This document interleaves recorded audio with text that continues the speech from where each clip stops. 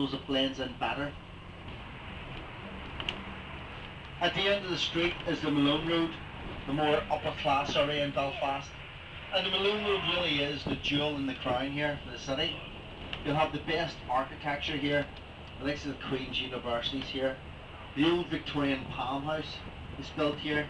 Our Palm House was built well before any other Palm House in the UK.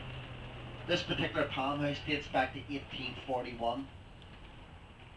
Charles Lanyon designed it, and just he was lucky, he was the right man at the right time.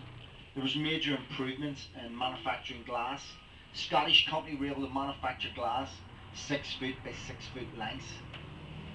They used wrought iron frame here, which was manufactured by a Dublin company.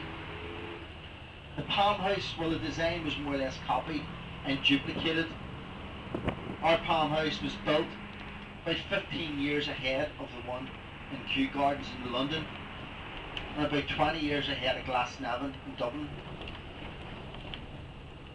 As the driver approaches the traffic lights up ahead, look out the right hand side and you'll see the Botanic Gardens coming into view. And if you look just through the trees of the Botanic Gardens on your right, you just about see the roof of the Palm House there in white. There's also a tropical ravine there with over 1,800 different varieties of plant life. Also on the right, dating back to 1845, one of 3 universities that were given the Royal Charter in 1845 as well, Queen's University. 5 Nobel Prize winners went through its doors, including a number of poet laureates. Coming up on the left, there's a row of old houses, which are not really what they seem. Have a look at the brown doors, you'll see they're false. Those houses are in fact offices for the Queen's University.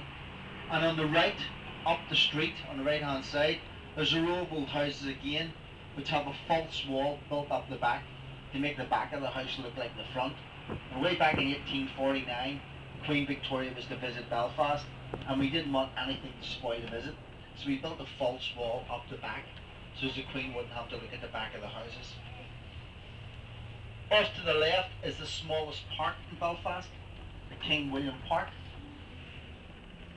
And that's where Prince William of Orange rested his horse and his armies all around this area before marching down to the south of Ireland. Also on the right, on a later note, have a look at the name of the noodle bar on the right hand side. Fukin. It doesn't mean anything else other than what it says. I happen to have a Japanese friend myself, and I asked him, he says, nope,